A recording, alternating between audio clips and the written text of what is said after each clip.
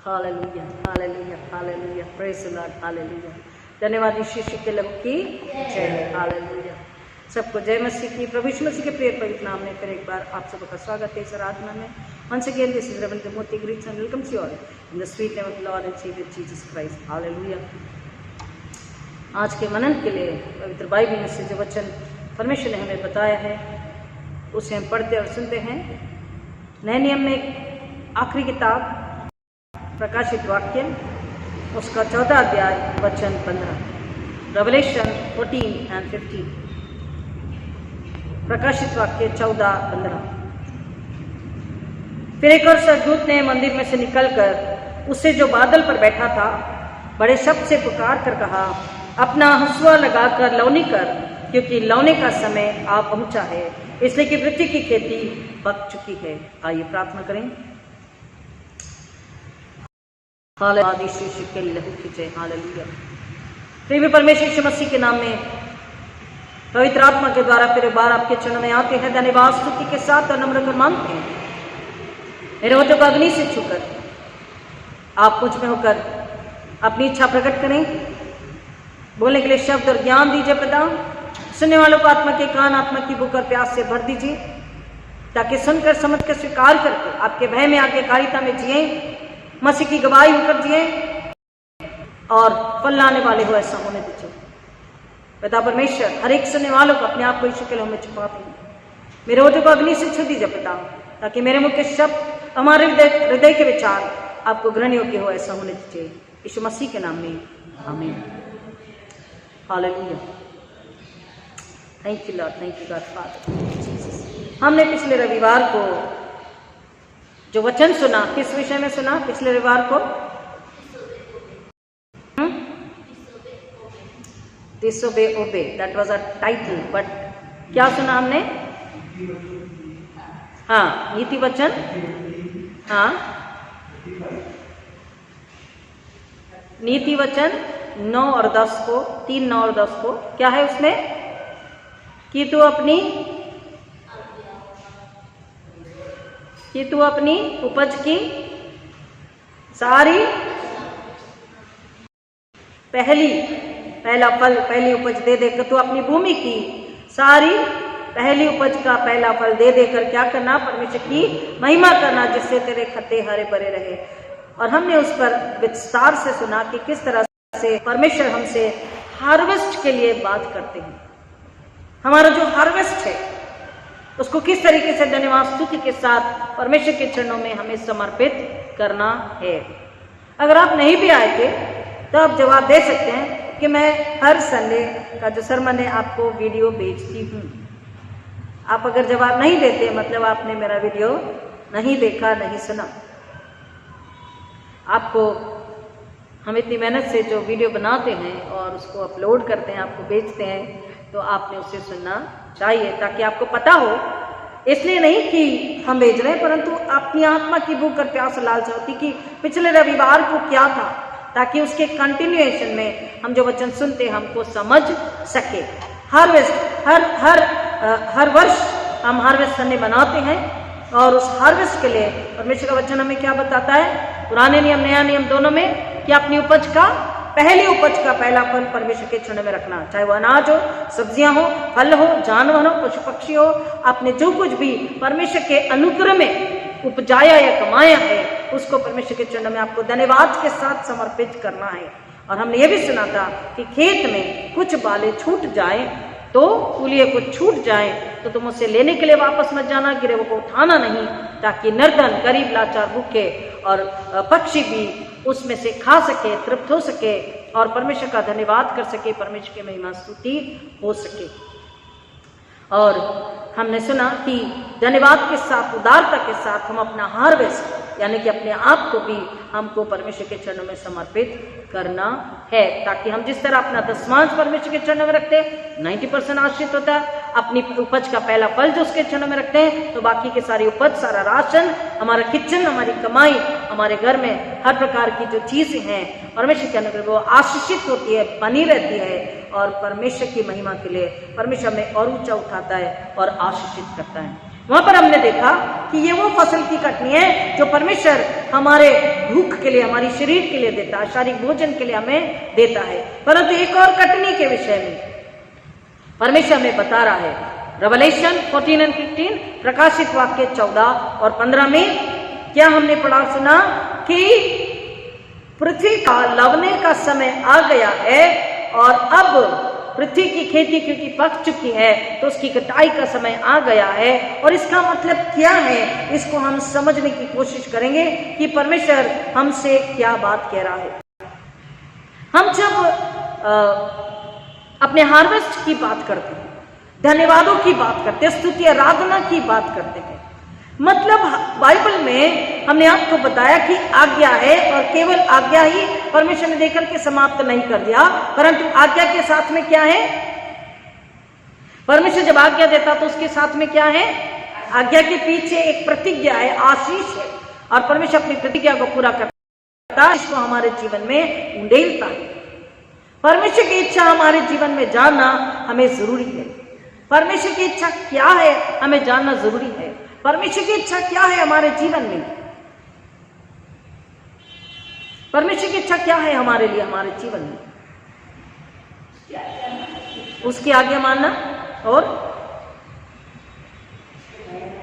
उसके भय में रहना, और हाँ जी, वचन के अनुसार चलना और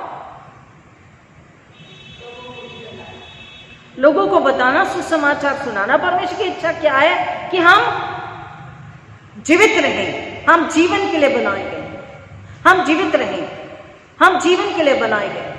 हम परमेश्वर पिता से यीशु मसीह के द्वारा जब हमारा मेल मिलाप हुआ है तो हम स्वर्गीय घर में जा सके। उसकी इच्छा क्या है, हम बचे रहें, सुरक्षित रहें, आश्रित रहें, आत्मा में जीवित रहे, उसके आने तक स्वस्थ और निरोगी और जीवित आत्मा में रहे, पवित्र शुद्ध रहे, उसकी आज्ञा का पालन करते रहे, वचन सुनाते रहे, आत्मा को बचाते रहे, शैतान को एक्सपोज करते रहे, शैतान की गतिविधि, उसकी छुपे प्लानिंग को जो मनुष्य के कलीसिया के खिलाफ करता उसको एक्सपोज करे, लोगों को सतर्क करे शैतान की गतिविधियों के विषय में, और लोगों को परमेश्वर पिता के पास लेकर आए कि वो मन फिराए, पश्चाताप करें, नए सिरे से जन्म ले। लेकिन कई बार हम देखते हैं कि लोग परमेश्वर की इच्छा को समझकर भी नहीं समझना चाहते। 3 प्रकार के लोग होते हैं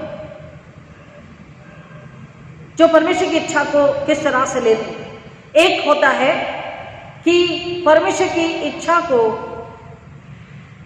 समझकर नहीं समझना, और जब जीवन में किसी प्रकार की तकलीफ और कठिनाइयां और परेशानियां, तंगियां हैं, किसी भी प्रकार की असफलताएं, तकलीफें हैं, तो उसके लिए परमेश्वर को दोष देना, परमेश्वर की सामर्थ पर विश्वास नहीं करना, उसकी स्वर्गीय बुद्धि पर विश्वास नहीं करना, उसकी योजनाओं पर विश्वास नहीं करना कि हाँ वो हमारे लिए कुछ अच्छा काम कर सकता है और गॉड इज एट वर्क, परमेश्वर काम कर रहा है, इस पर वो विश्वास जरा भी नहीं करता। और जब अंत में कुछ भी नहीं हो पाता तो वो फ्रस्ट्रेशन के साथ, गुस्से के साथ, चिढ़ के साथ ये कहते हैं कि ठीक है हमने उसकी इच्छा पर छोड़ दिया। आपने कितनी बार ऐसे लोगों को कहते सुना है? मैंने कई बार लोगों को ऐसा कहते सुना है कि जब तुरंत हमारी प्रार्थना का उत्तर नहीं है, परमेश्वर की इच्छाओं पर चलकर, परमेश्वर की आज्ञा पालन करके, वचन पर विश्वास करके, क्योंकि उसकी इच्छा है वचन पर बने रहना, वचन का आदर करना, वचन से प्रेम करना, वचन से लिपटे रहना, एक दूसरे को वचन के द्वारा सांत्वना, तसल्ली देना, सिखाना, बताना, समझाना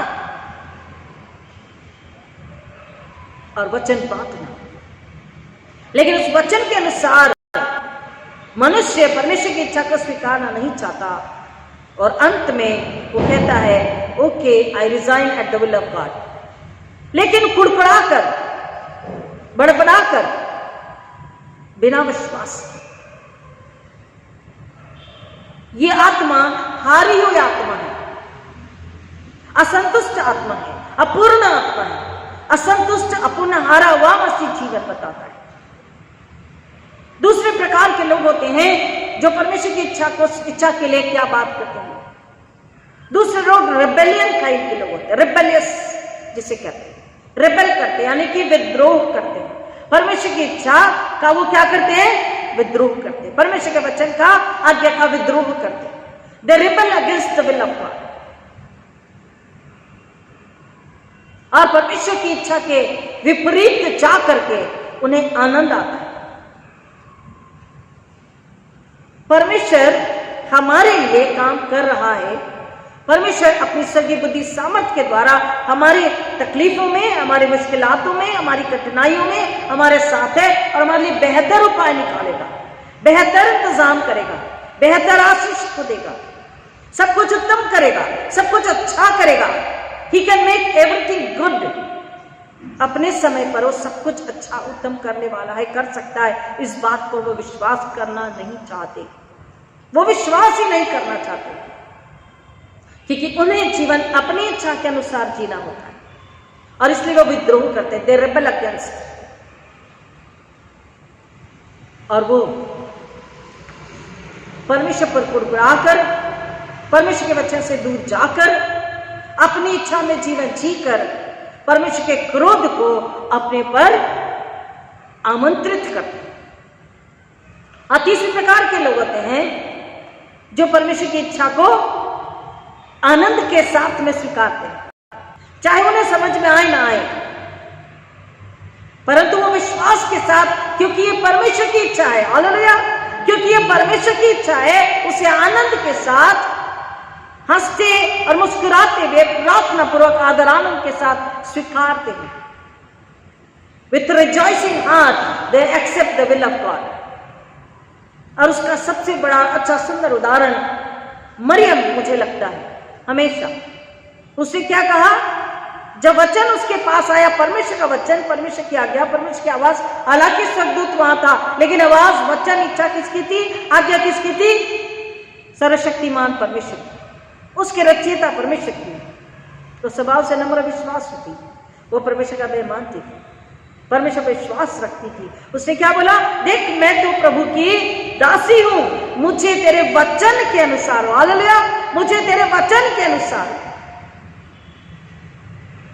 उसने विश्व की इच्छा को आनंद के साथ स्वीकारा, आदर के साथ स्वीकारा, प्रेम के साथ स्वीकारा, क्योंकि अगर परमेश्वर कह रहे हैं तो वहां पर बहुत ही कुछ अच्छा, उत्तम, आनंदित, खुशहाल मेरे लिए रखा हुआ है।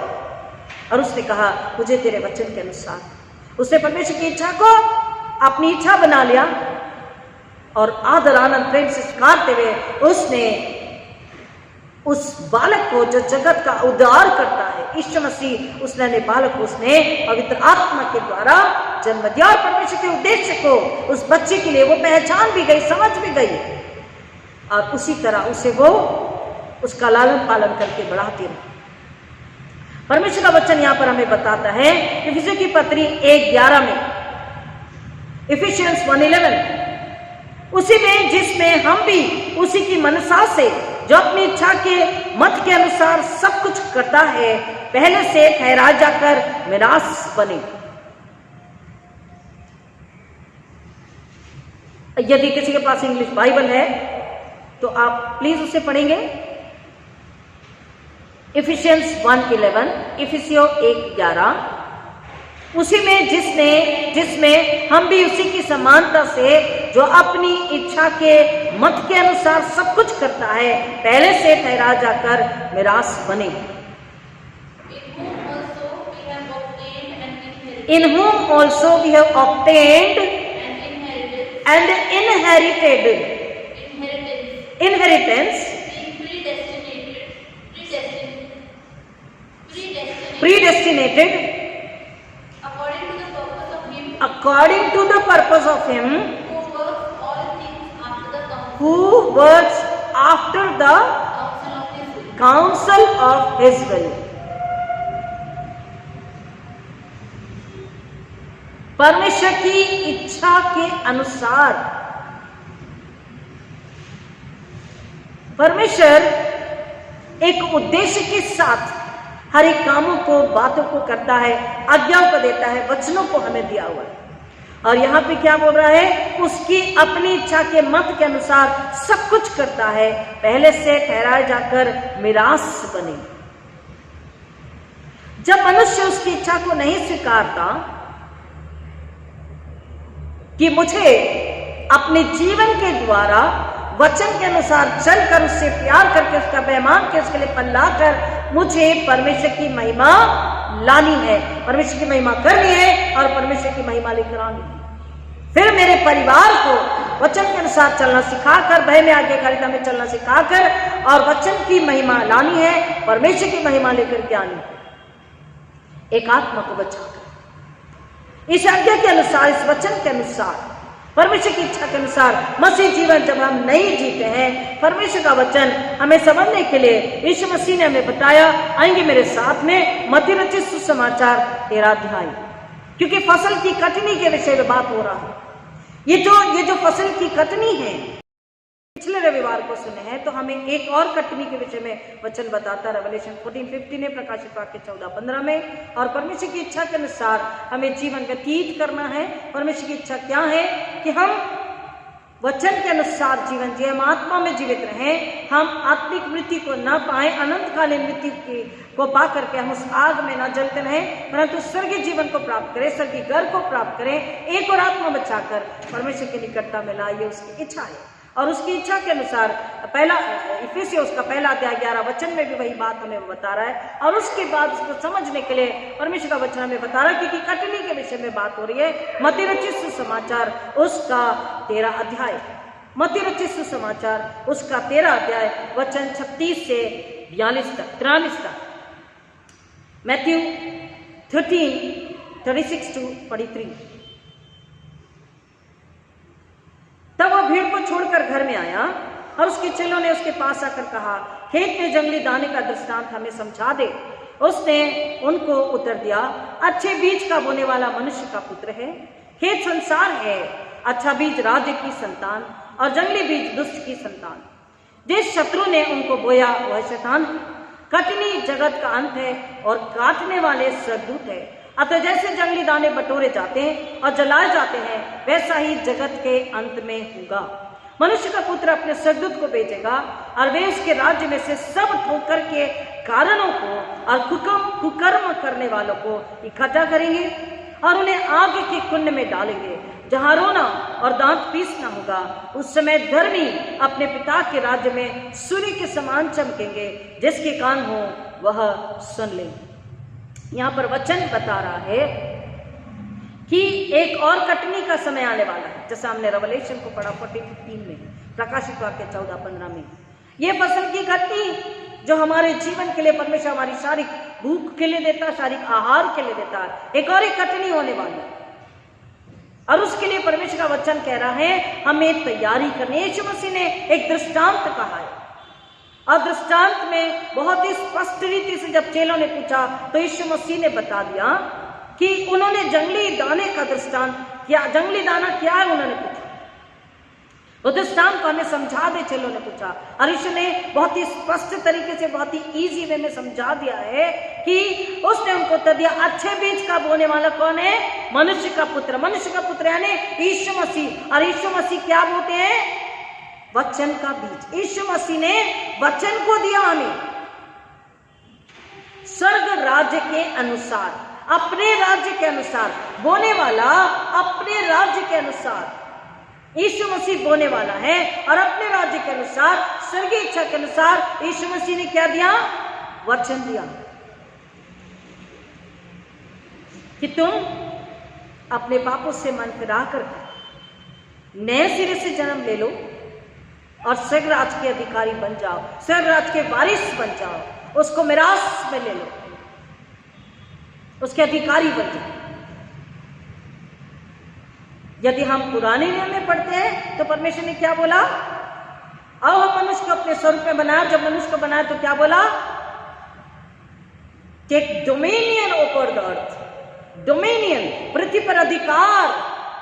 पृथ्वी पर अधिकार का मतलब है शैतान को कुचलना, शैतान की युक्तियों को नाश करना और आत्मा को बचाना।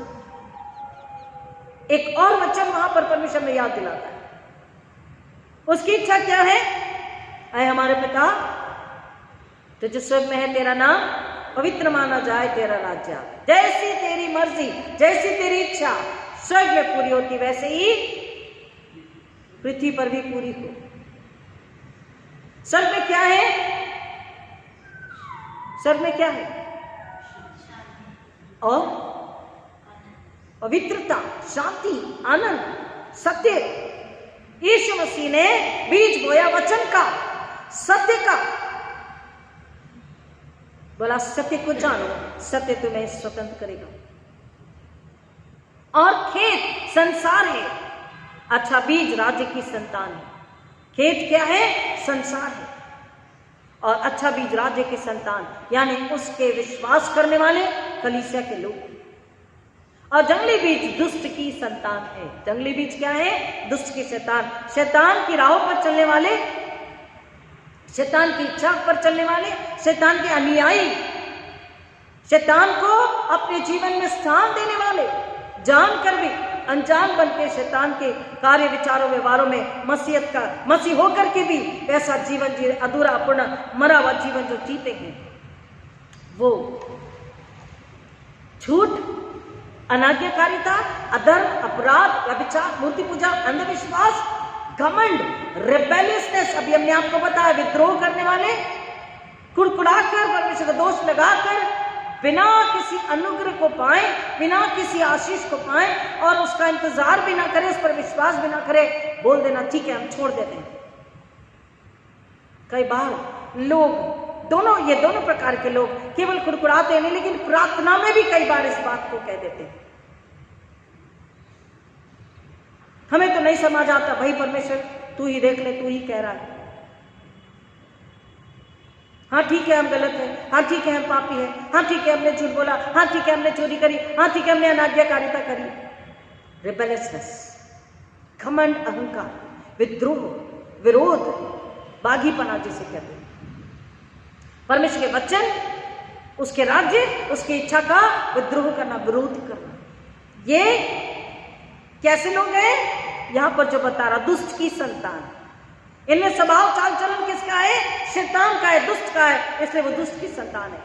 जिस शत्रु ने उनको बोया वह शैतान है। शैतान उनके दिमाग में, दिल में, मसीह जीवन में इस बीज को बोता है, इस व्यवहार, चाल चलन, आचरण को बो देता है। वचन के अनुसार, ईश्वर के आचरण के अनुसार, the attitude of Jesus Christ, be attitude taught by Jesus Christ, we need to have, we need to walk accordingly.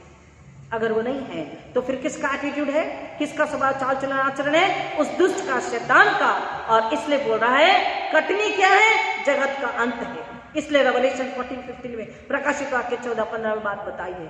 पृथ्वी की खेती पक चुकी है, अब कटनी का समय है। तो क्या होने वाला है उस कटनी में? अतः जैसे जंगली दाने बटोरे जाते और जलाए जाते हैं, वैसा ही जगत के अंत में होगा, बोल रहा है। सारे लोग इकट्ठा होंगे, लेकिन वहां पर दुष्ट को धर्म से अलग किया जाएगा।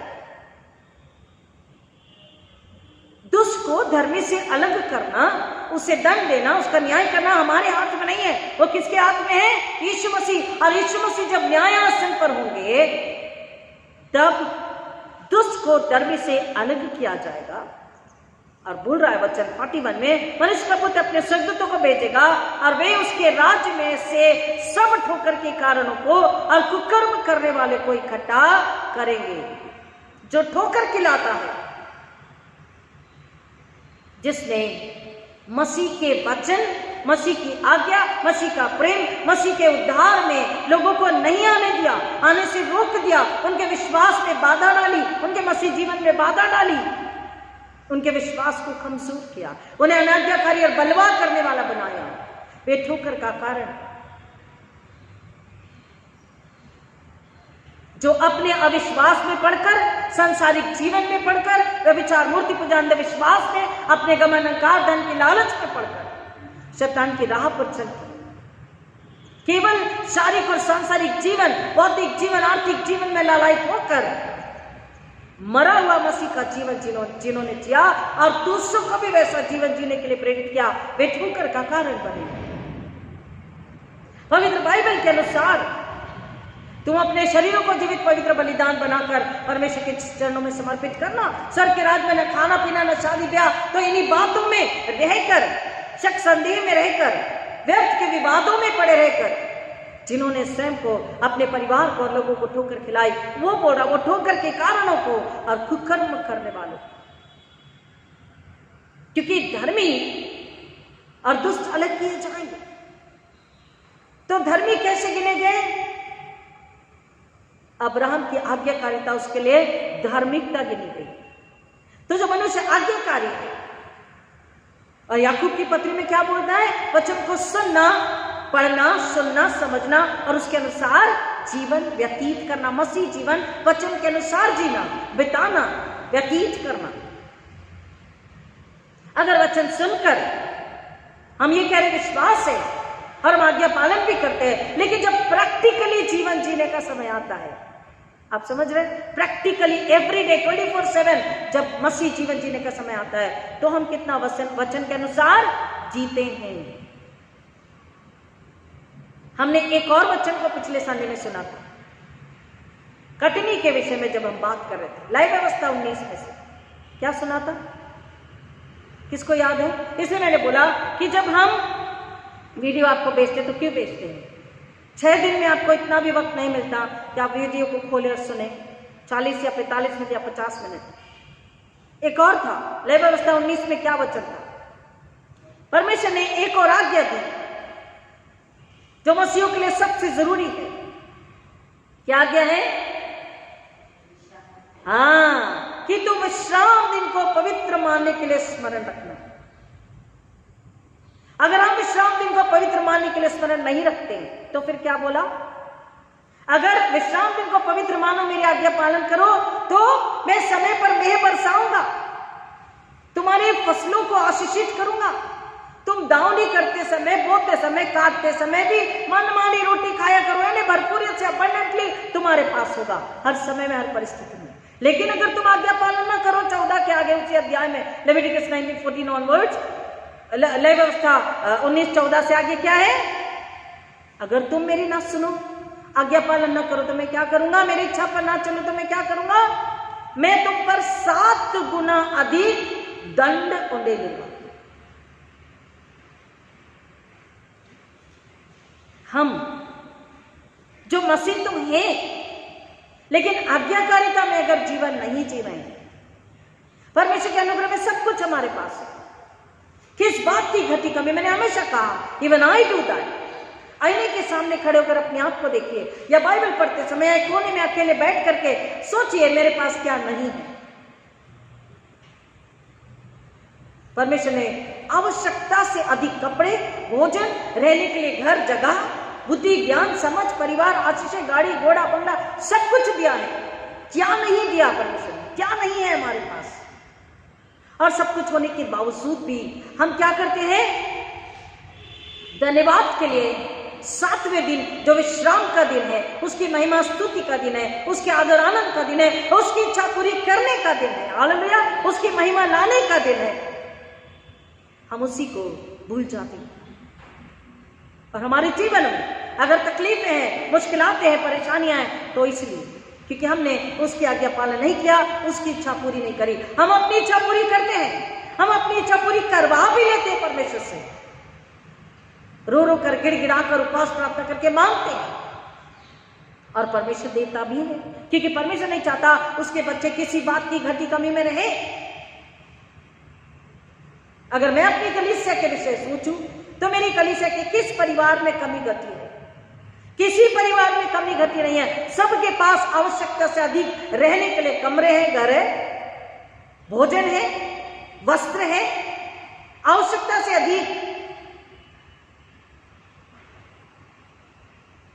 गाड़ी है, घर है, पैसा है। क्या नहीं है? थोड़ा 1 सेकंड के लिए दिमाग दौड़ाइए, सोचिए, कल्पना कीजिए, क्या नहीं है हमारे पास में? हमारे पास सब कुछ परमेश्वर ने दिया। जो हमारी आवश्यकता है, जो हमारी जरूरत है, परमेश्वर ने उससे अधिक हमें दे, more than enough he has given us. और हर दिन हमारे पापों का बोझ उठाता है, हर दिन हमें क्षमा करता है, हर दिन हमें सहता है।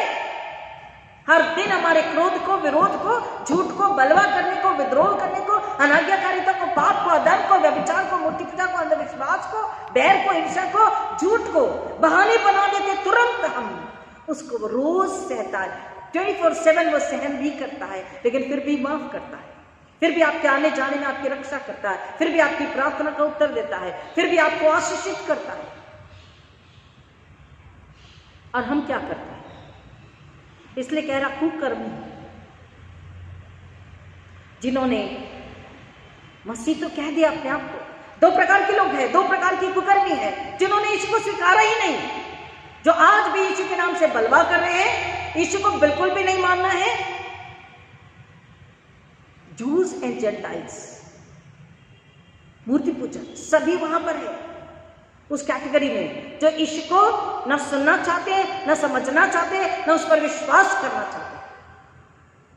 उद्धार यीशु से उन्हें सुनना ही नहीं है, यीशु के वचन को सुनना ही नहीं, इसलिए चर्चेस तोड़ते हैं, बाइबल को जलाते हैं, मसीह का विरोध करते हैं, उनका मजाक उड़ाते हैं, उन्हें जिंदा भी जला देते हैं। सदियों से चला रहा, आज भी हो रहा। एक और प्रकार की कुकर्मी है जो मसीह के साथ तो चल रहे हैं। मत्ती रचित सुसमाचार उसका 8वां अध्याय, मत्ती रचित सुसमाचार उसका 8वां अध्याय,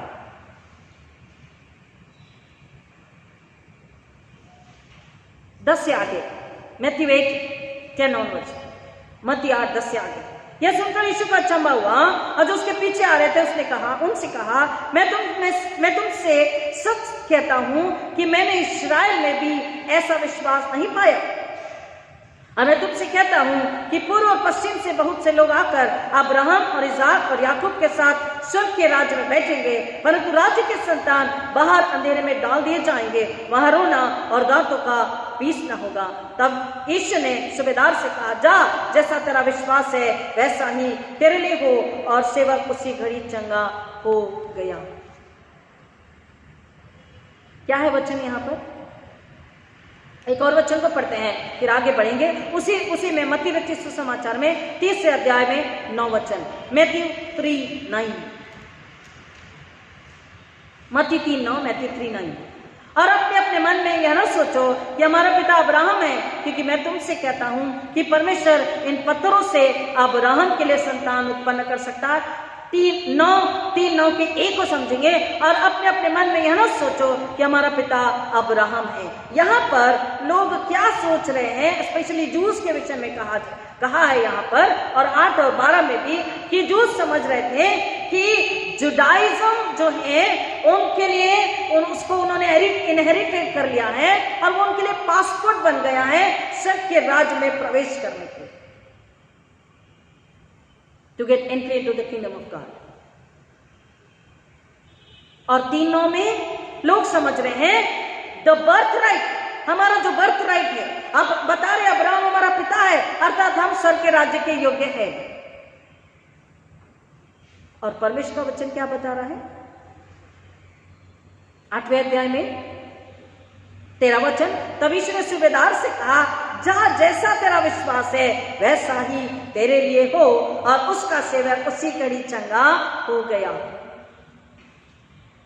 विश्वास बर्थ राइट के द्वारा नहीं।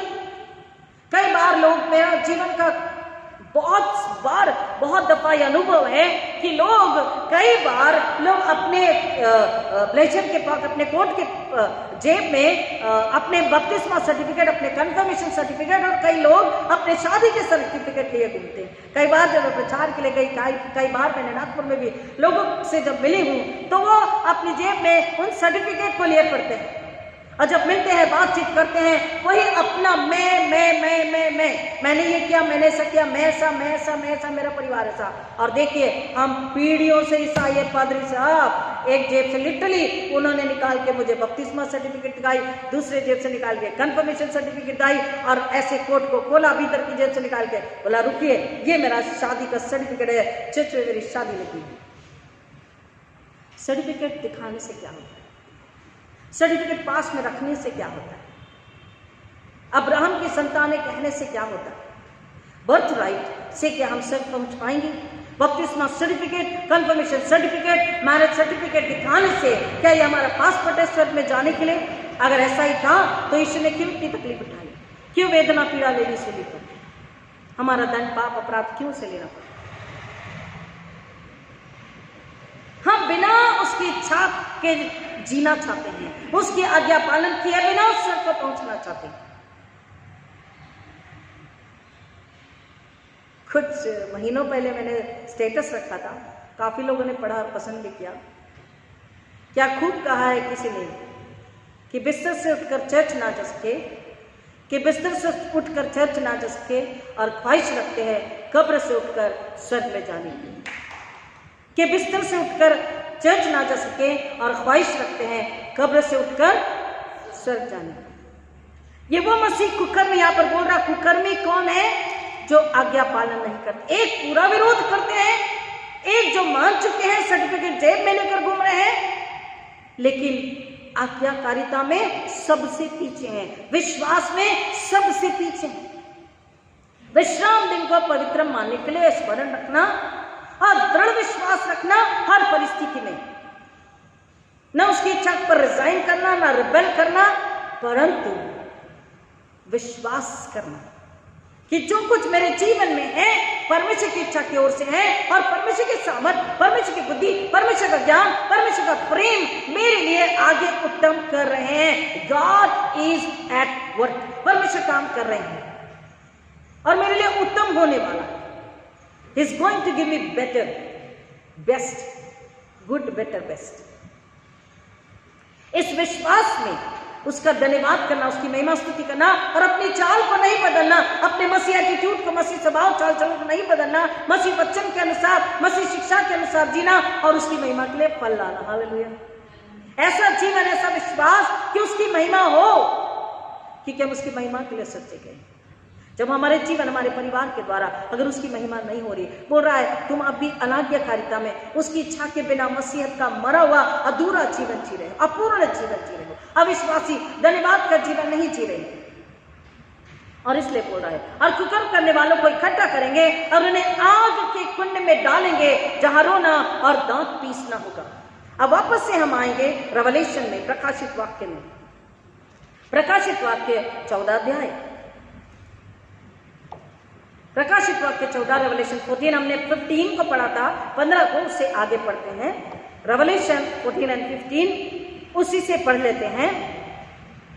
फिर एक और स्वर्गदूत ने मंदिर में से निकलकर उससे जो बादल पर बैठा था बड़े शब्द से पुकार कर कहा, अपना हंसुआ लगाकर लवनी कर, क्योंकि लवने का समय आ पहुंचा है, इसलिए कि पृथ्वी की खेती पक चुकी है। अतः जो बादल पर बैठा था उसने पृथ्वी पर अपना हंसुआ लगाया और पृथ्वी की लवनी की गई। फिर एक और स्वर्गदूत उस मंदिर में से निकला जो स्वर्ग में है और उसके पास भी चोखा हंसुआ था। फिर एक और स्वर्गदूत जिसे आग पर अधिकार था वेदी में से निकला और जिसके पास चोखा हंसुआ था, उसने उच्च शब्द से कहा, अपना चोखा हंसुआ लगाकर पृथ्वी की दाख लता के गुच्छे काट ले, क्योंकि उसकी दाख पक चुकी है। तब उस स्वर्गदूत ने पृथ्वी पर अपना हंसुआ लगाया और पृथ्वी की दाख लता का फल काट कर अपने परमेश्वर के प्रकोप के बड़े रसकुंड में डाल दिया और नगर के बाहर उस रसकुंड में दाख रौंदे गए और रसकुंड में से इतना लहू निकला। ये जो रसकुंड में दाख रौंदे गए, दाख मतलब एक्चुअली अंगूर होता है, वो रसकुंड वो नहीं है जहां पर एक्चुअली अंगूर को रौंदा जाता था और दाख रस बनाया जाता था। यहां पर हमारी बात हो रही मनुष्यों की, जो कुकर्मी है, जो अनाज्ञाकारी है, जो बलवा किए हैं, जो उसकी इच्छा आज्ञा में नहीं जिए हैं, उसके लिए महिमा नहीं लाई, उसकी महिमा नहीं की, विश्वास पे चलकर परमेश्वर की महिमा नहीं करी, शैतान को महिमा दी। उन लोगों के लिए कहा जा रहा है ऐसे रौंदे जाएंगे कि उस रसकुंड में से लहू निकलेगा। और कितना लहू? इतना लहू कि घोड़ों की लगामों तक पहुंचा और 100 कोस तक बह गया। कितना? उसी में वचन यशाया 63:3 को हम पढ़ते हैं। उसी के लिए यशाया 63:3, आइशया 63:3, यशाया 63:3। मैंने तो अकेले ही हौद में दाखें रौंदी और देश के लोगों में से किसी ने मेरा साथ नहीं दिया। हाँ, मैंने अपने क्रोध में आकर उन्हें रौंदा और जलजलाहट और जलकर उन्हें लताड़ा, उनके लहू के छींटे मेरे वस्त्रों पर पड़े हैं, इससे मेरा सारा पहरावा धब्बेदार हो गया है। ये पहले से भविष्यवाणी हो चुकी है। इतना लहू कि घोड़े की लगाम तक और 100 कोस दूर तक बोल रहा है, वो लहू बहता। और मत्ती रचित सुसमाचार उसमें इजी करके क्या बताया है कि उन्हें वहां डाल दिया जाएगा जहां हमेशा के लिए इतना अंधकार होगा। मत्ती रचित सुसमाचार में 8वें अध्याय में 13वें अध्याय में बोल रहा है, ऐसी अनंत आग में डाल दिया जाएगा जहां से वो कभी बाहर नहीं आ सकेंगे, और उन्हें आग के कुंड में डालेंगे जहां रोना और दांत पीसना होगा। और 8 अध्याय 12 में बोलता है, परंतु राज्य के संतान बाहर अंधकार में डाल दिए जाएंगे, वहां रोना और दांतों का पीसना होगा। हमें इस बात को समझना है कि पहली कटनी, पहला हार्वेस्ट हम धन्यवाद स्तुति हुड़कुड़ा के या कई बार धन्यवाद के साथ हम समर्पित करते हैं, ये हमें ही पता है। हम किसी के न्याय नहीं है, ये मैं और आप ही जानते हैं हमने कितना धन्यवाद के साथ अपने हार्वेस्ट को परमेश्वर के चरणों में धन्यवाद को समर्पित किया है, कितना उसकी आज्ञा का पालन किया है। लेकिन अब तो एक और कटनी का समय आने वाला है। उस कटनी के लिए परमेश्वर का वचन बोल रहा, हमें तैयार रहना। क्यों? क्योंकि वचन में यीशु मसीह कह रहा 8वें अध्याय में कि राज्य के संतान, एक तो ज्यूस जो मसीह को सुनने समझने के बाद में भी, हमने इसके पहले भी आपको बताया कि गलातियों की किताब में से कि वो यीशु को सुन रहे, समझ रहे, विश्वास भी करते कह रहे, लेकिन अपनी भी शिक्षाओं को बीच में डाल दे रहे। कौन सी शिक्षा? खतना कराने वाली शिक्षा। और आज भी ऐसी कई प्रकार की झूठी शिक्षा, सिद्धांत, झूठे भविष्यवक्ता और प्रचारक और शिक्षक सिखा रहे हैं। हमें उसके लिए सावधान रहना। जो उसमें चलेगा कहता वो कुकर्म करेगा, अनाज्ञाकारिता करेगा, और जो बिना विश्वास के जिएगा, हर परिस्थिति में कह रहा परमेश्वर की सामर्थ्य प्रेम कम नहीं होती, उसकी इच्छा बदलती नहीं है, उसकी इच्छा हमारे भलाई की है, नुकसान की नहीं है। आज अगर दुख, तकलीफ, वेदना, पीड़ा भी है तो परमेश्वर का वचन कहता है। आइए वचन में जल्दी से हम देखते हैं भजन 126 को। बहुत सुंदर वचन है। 125 में हमारी सुरक्षा बताई हुई है, किस तरह से परमेश्वर ने हमें सुरक्षित रखा, हमारे विश्वास को बढ़ाता है वो वचन। परमेश्वर के लोगों की सुरक्षा 125, भजन 126, भजन 126।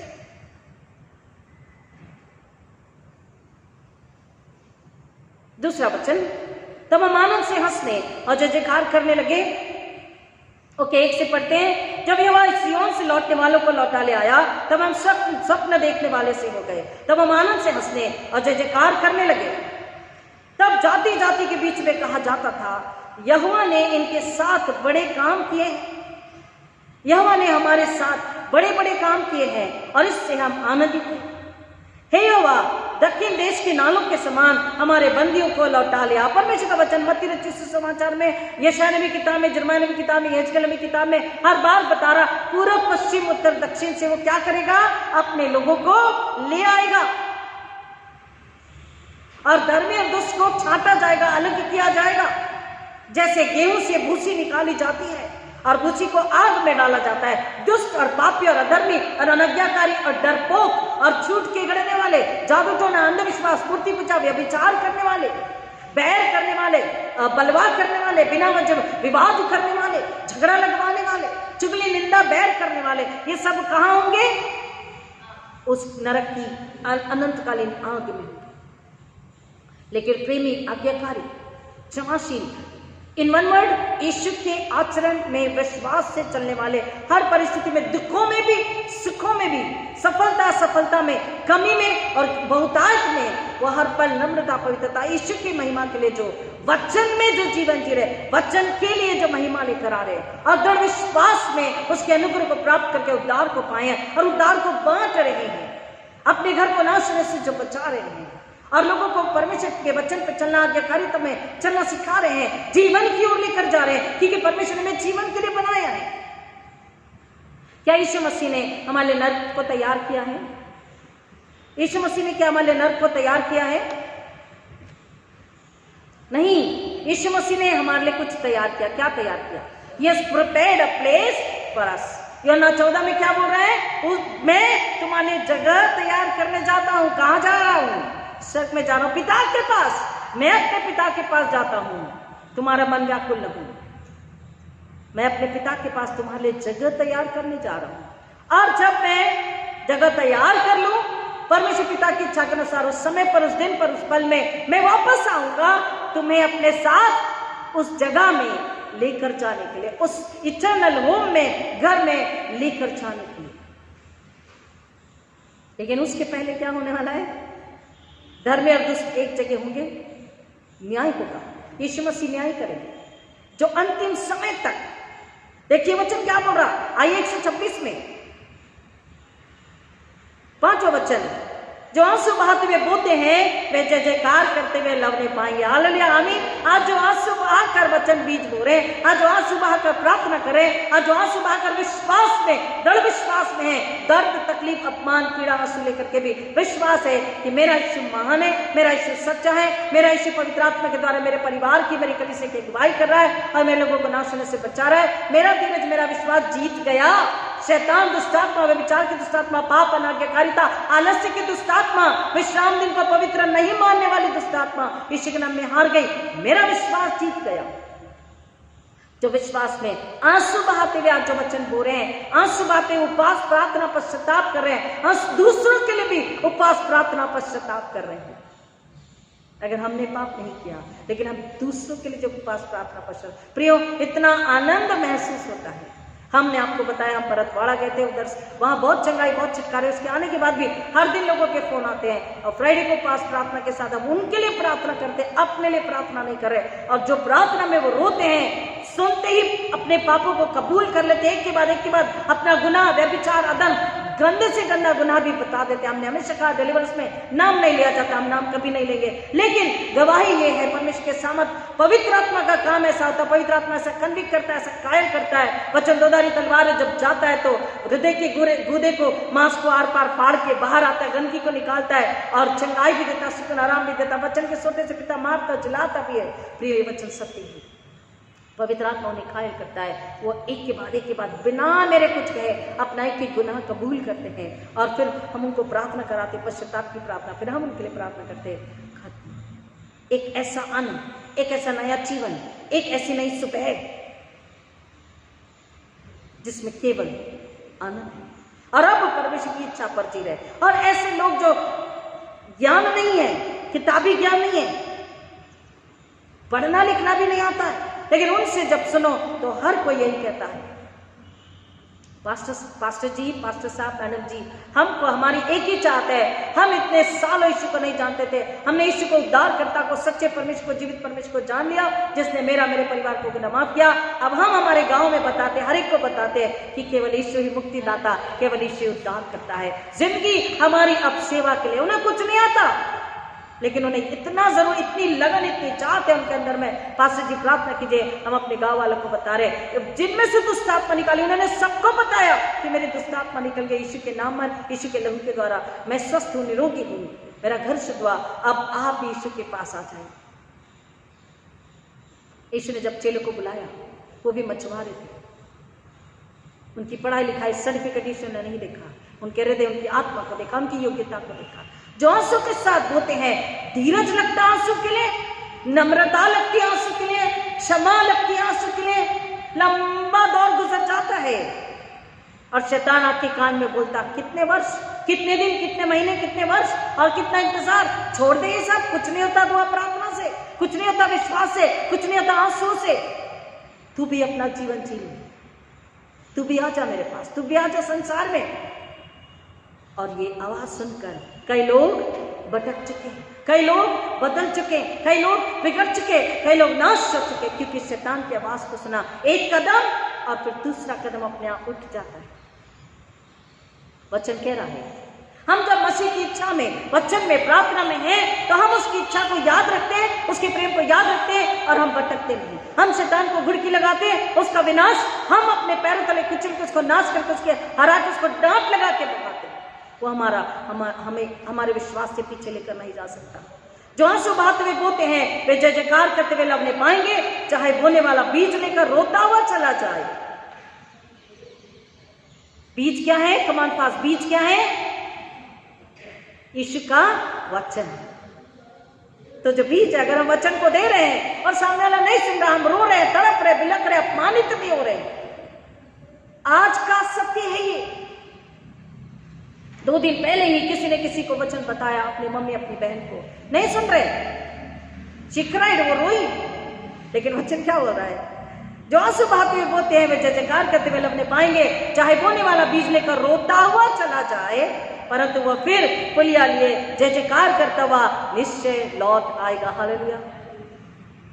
जब हम मसीह में बीज को बोते हैं, मसीह की महिमा के लिए बीज को बोते हैं, वचन को बोते हैं, और हम प्रार्थना करते हैं और हम चाहते हैं कि वो आत्मा बच जाए, परमेश्वर पर दृढ़ विश्वास, यीशु मसीह पर दृढ़ विश्वास, उसके समय का इंतजार धीरज से जब करते हैं, हमारा विश्वास, हमारी पवित्रता, हमारी आज्ञाकारिता कम नहीं होती, तब परमेश्वर हमारे लिए उस हंसने के, मुस्कुराने के समय को लेकर आता, आदर आनंद के समय को लेकर आता, परिवार छुटकारा पाता, कलीसिया छुटकारा पाती है और परमेश्वर की महिमा होती है। और जो घराना, जो कलीसिया पर जो व्यक्ति परमेश्वर की महिमा लेकर आ रहा, वो उस न्याय के दिन में अनंत आग में नहीं डाला जाएगा, परंतु वो कहाँ होंगे? यीशु के दाहिने हाथ होंगे, स्वर्ग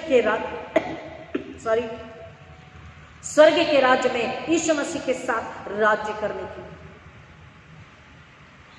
कटनी का समय निकट है, यीशु के आने का समय निकट है। परमेश्वर का वचन बोल रहा है, अगर हम उसके निकटता के समय को पहचान कर भी नहीं पहचान रहे, समझ कर भी नहीं समझ रहे, सुन कर भी नहीं सुन रहे, तो हम क्या कर रहे हैं? अपने लिए कहाँ जगह तैयार कर रहे हैं? उस अग्नि के कुंड में। लेकिन यीशु मसीह ने हमारे लिए क्या तैयार किया है? स्वर्ग में जगह तैयार करी है, और वो हमें स्वर्ग में लेकर जाना चाहता है। 2 बातें हैं और 2 जगह सत्य है, निश्चित ही है, इस पर डिटेल हम बताएंगे आपको। एक स्वर्ग और दूसरा नरक। हमारी इच्छा है, हम कहाँ जाना चाहते हैं। प्रभु इस वचन की गहराई में जाने आशीष करे। आइए प्रार्थना करें। खुदा यीशु के नाम में फिर एक बार आपका धन्यवाद करते हैं, सारी महिमा आदर आपको अर्पित करते पिता, आपके दयानुग्रह प्यार के लिए जो आपने हम सबों पर इस पल में उंडेला है, और हमें फिर एक बार याद दिलाया कि यीशु के आने का दिन निकट है। उस न्याय आसन के सामने जब हम होंगे तो हमारा जवाब क्या होगा, हमारी जगह क्या होगी।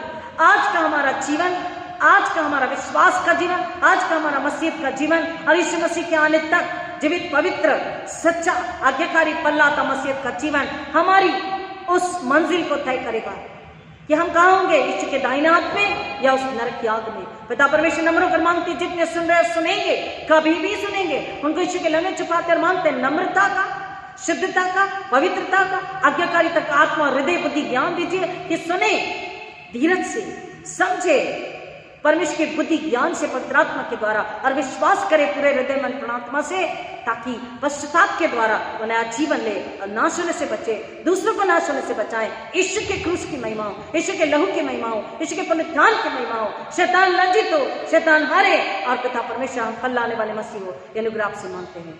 सारी महिमा आपको अर्पित करते हैं। उद्धार करता प्रभु यीशु मसीह के नाम मांगते हैं, जो रोते हुए बो रहे हैं बीज को, प्रार्थना उपवास कर रहे हैं, परिवार को व्यभिचार की दुष्ट आत्मा पाप से बचा रहे हैं, बचाने के लिए विनती प्रार्थना कर रहे हैं। पिता उन्हें धीरज दीजिए, उन्हें और विश्वास दीजिए, आप में आनंदित कीजिए, उनका हाथ थाम के रखिए पवित्र आत्मा के द्वारा, और उन्हें डिगने मत दीजिए। खुदा उनकी सहायता करे, उनकी अगुवाई करे कि वो हंसते हुए लौनी करने पाए और खुदा निश्चित को महिमा मिले, ऐसा होने दीजिए। सब नामों से यीशु के नाम मांगते हैं, विनती से निदया से ग्रहण कीजिए, आमीन। हमारे पिता तुझे स्वर्ग में, तेरा नाम पवित्र माना जाए, तेरा राज्य आवे, तेरी इच्छा जैसी स्वर्ग में पूरी होती है वैसे इस पृथ्वी पर भी पूरी हो। हमारे दिन में की रोटी आज हमें दे, और जैसे हमने अपने अपराधी को क्षमा किया वैसे हमारे अपराध को क्षमा कर, हमें परीक्षा में न डाल परंतु बुराई से बचा, क्योंकि राज्य, पराक्रम और महिमा सदा तेरी है, आमीन। आयास पूर्ण करें, और हमारे पुनरुत्थित प्रभु यीशु मसीह का अनुग्रह, परमेश्वर पिता का प्रेम, पवित्र आत्मा की संगति और शांति आप सबों के साथ अब आजकल प्रभु यीशु मसीह के दोबारा आगमन तक हमेशा हमेशा बनी रहे,